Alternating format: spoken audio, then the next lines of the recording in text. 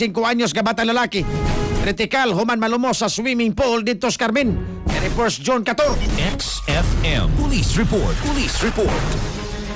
Yes, usa ka 5 anyos ka bata lalaki ang kritikal human malumos ni sa usa ka swimming pool dito sa lungsod sa Carmen, Cebu. Ang kining biktima gila kining nga si alias Jacob, 5 anyos residente sa barangay Catarman, lungsod sa Liloan, Cebu. Base sa inisyal nga investigasyon sa kapulisan nga samtag naligo ning bata naglangoy-langoy uban siyang pamilya ug mga paryente sa bukirang bahin sa usa ka resort nga nahimutang sa barangay Luer na Timauan, lungsod sa Carmen.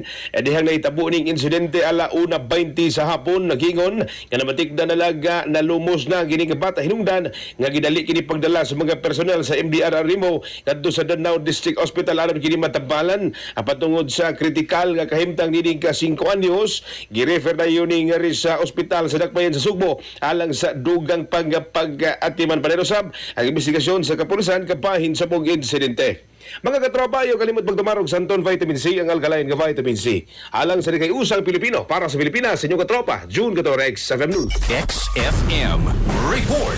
Santon Plus Gold, mapalit sa mga butika sa inyong lugar.